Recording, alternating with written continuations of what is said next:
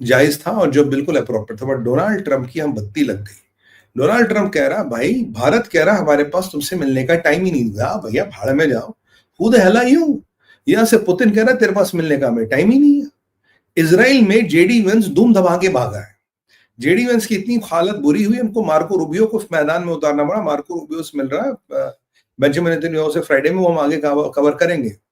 तो यहां खमेनी तुम्हें अंगूठा दिखा रहा है, इसराइल से तुम भागते नजर आ रहे हो। और भारत चाइना ने तुम्हारी क्या हालत कर रखी। भारत चाइना रशिया ने, वो आप मैंने कल चाइना वाला भी पार्ट डिस्कस किया। वैसे चाइना वाला आज एक इंटरेस्टिंग एस्पेक्ट भी है, उस पर बात करेंगे। तो भारत चाइना ने रशिया ने तुम्हारी क्या हालत कर रखी, वो आपने देख लिया। ऐसे में मामा जी बड़े परेशान कर रहे हैं, यार दुनिया की मंडी में तो हमारी इज्जत तो साला ये सड़े हुए सेब के भाव में बिक रही, नहीं सॉरी, सड़े हुए आलू के भाव बिक रही है। तो सड़ा हुआ सेब तो फिर भी महंगा होता है। कहते हैं सेब कितना भी सड़ा हो तब भी आलू से महंगा बिकता है। Sorry, I take my words back. सड़े हुए आलू के दाम बिक रही है। तो इसने सोचा अब मैं अपना ब्रह्मास्त्र चलाता हूं।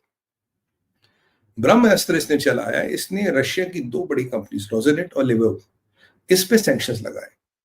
रोजेनेट सरकारी कंपनी है जो कंप्लीट इंटीग्रेशन आगे पीछे का सारी करती है। लिवोव एक मल्टीनेशनल है, ये भी रशियन कंपनी, और ये दो कंपनियां मिलके करीब करीब रशिया का 50% ऑयल प्रोडक्शन और क्रूड के मामले में नंबर 1 है।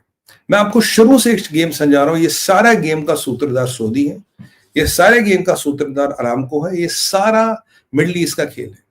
जब ये खबर आई तो जो ब्रेंट क्रूड है उसका प्राइस 6% सीधा सीधा बढ़ गया।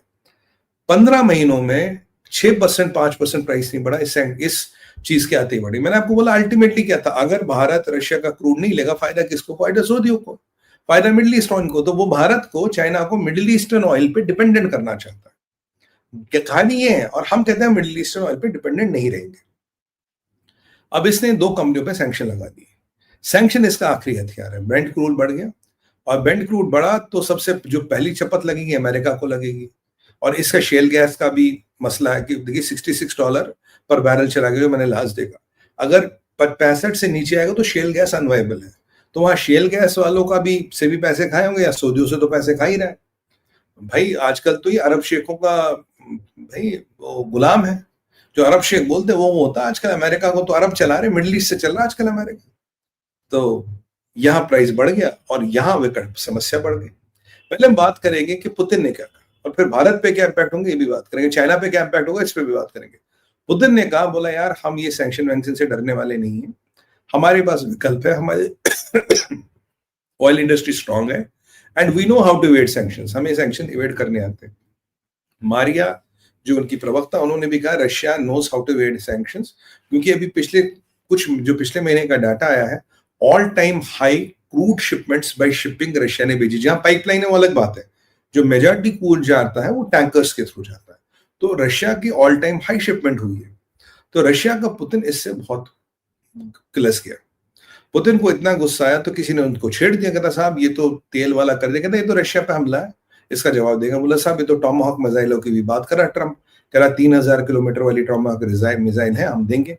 उसने कहा अगर रशिया के इंटीरियर पे हमला हुआ, जो रेस्पॉन्स होगा प्रोपोर्शनल नहीं होगा, वो कैटास्ट्रोफिक होगा, और जो करेगा उसकी हम वाट लगा देंगे। कल रशिया यूक्रेन की तो वाट लगाई थी, और Russia will retaliate with full might. और उसने कहा रशिया घबराने वाला नहीं है। और पुतिन ने टॉमाहॉक वाला मसला बिल्कुल एग्रीवेट हो गया है। पुतिन ने कहा कि अगर टॉमाहॉक हुए तो जिसने भी किया, जैसे भी किया, उसको हम ठोक देंगे।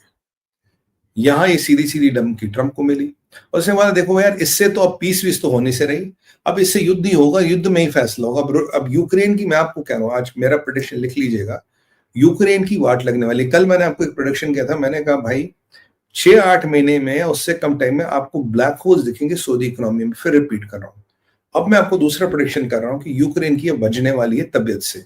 ज़ेलेंस्की का भी नंबर आ सकता, अब एक परिस्थिति ऐसी इसमें ज़ेलेंस्की का भी नंबर आ सकता है।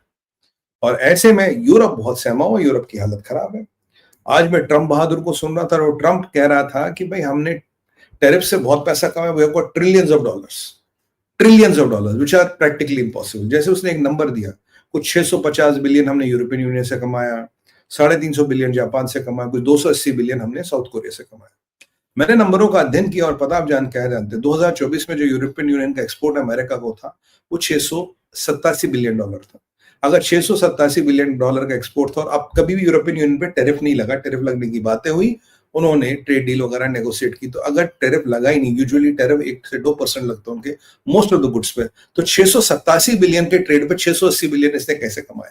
तो मतलब ये आदमी खुलेआम झूठ बोलता है, he has lost the sense of proportion, he has lost the count of lies। अब ये कहां क्या झूठ बोलता है इसे खुद नहीं पता।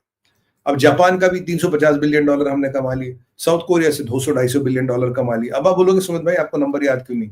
यार इन नंबरों का सरपैर ही नहीं है, they have no logic, why the hell should I remember those fake numbers? मतलब मैंने आपको यूरोप का एक थोड़ा ब्रेकअप इसलिए बताया कि to give an idea how much desperate this person is.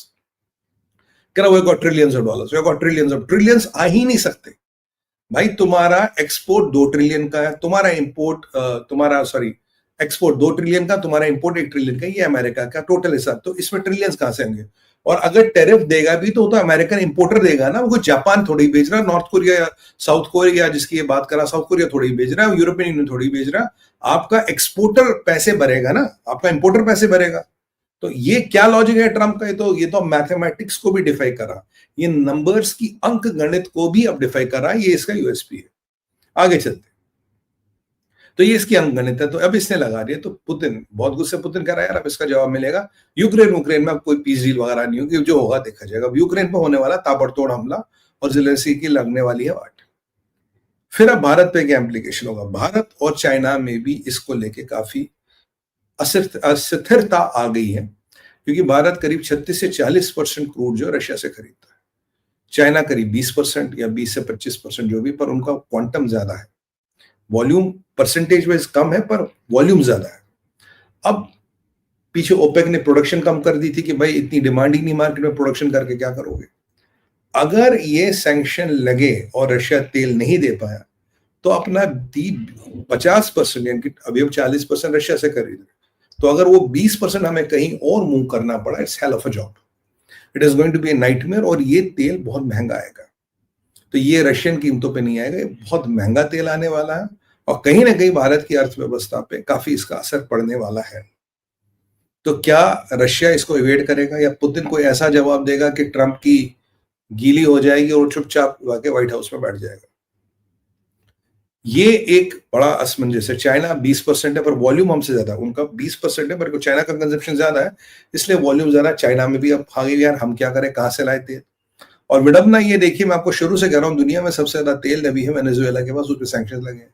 Iran तेल एक्सपोर्ट कर नहीं सकता। ये सारा गेम मोहम्मद बिन सलमान और ये कतरी और ये अरबी खेल रहे हैं मिलके, ये सब मिलके इसको उन्होंने अपनी कठपुतली बनाया, वो ना चाह रहा है इसको। तो आज बड़ा एक स्टेटमेंट भी आपको अरबियों के बारे में बोलूंगा। इजराइल का जो राइट विंग मिनिस्टर है फाइनेंस का, उसको जो कल अमेरिका ने बुलाया था, स्कॉट बेसेंट ने, और पहाड़े पढ़ा रहा था, देखो तुम्हें पैलेस्टीन रिकॉग्नाइज करना है, नहीं तो ऐसा होगा इब्राहिमिक अकॉर्ड्स नहीं होंगे। तो आज उसने जवाब दिया, कह रहा है कि हम इजरायली हैं, we are a proud nation and we are a proud civilisation. अगर आप हमें कहते हो कि पैलेस्टीन को रिकॉग्नाइज करने के बाद हमें सऊदी अरबिया से दोस्ती करनी है या रिलेशन अच्छे करने, I will advise Saudis to go and ride their camels in the desert.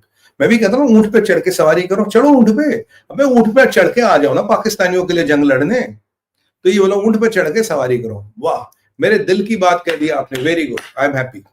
मेरा डायलॉग है, कॉपी कर लिया आपने, कॉपीराइट मार्क्स में कह रहा हूं ऊंट पे चढ़ो और रेगिस्तान में घूमो जाओ, अपनी ऐसी तैसी करो, हमें कोई पैलेस्टाइन स्टेट नहीं बनेगा, तुम्हें रिकॉग्नाइज करना है नहीं करना, तेल लेने जाओ, गुड है। ये बिल्कुल उन्होंने कह दिया इसराइल के मिनिस्टर ने, और इनको यही भाषा समझ आती है, इनको यही भाषा समझ आती है। अब भारत के लिए ये बड़ा धर्म संकट वाली बात हो रही है, क्योंकि जो इससे क्रूड का मार्केट हिलेगा, जो फिनिश प्रोडक्ट का मार्केट है वो भी कहीं ना कहीं जाके हिलेगा। तो ये अब होगा क्या, आरआईसी एक हकीकत बनेगा, इसमें रशिया, इंडिया और चाइना एकदम साथ आना पड़ेगा। क्यों? आप आंख नहीं आओगे, आप अमेरिका को आप हैंडल नहीं कर पाओगे। इसमें यूरोपियन यूनियन में भी दरारें मुझे पड़ती नजर आ रही। इसमें पूरी वर्ल्ड की जो अर्थव्यवस्था है, जो पेट्रोलियम के आसपास घूमती है, उस पूरी अर्थव्यवस्था में मुझे बड़ा शेकअप नजर आ रहा है, और ये शेकअप ट्रंप को भी बर्बाद कर सकता, खत्म कर सकता है। क्योंकि ट्रंप के अगेंस्ट जितना प्रोटेस्ट अमेरिका में, according to a Chinese newspaper, 7 million लोग, आई थिंक न्यूयॉर्क टू, मतलब they were on the roads on in 1 or 2 or 3 particular states. अब चाइनीज मीडिया में उसको इतना नहीं बोलूंगा, but we know that millions of people had hit the roads, no kings protest में। तो परिस्थिति उसकी कोई अच्छी नहीं, डोमेस्टिकली ही इज लूजिंग एवरीथिंग।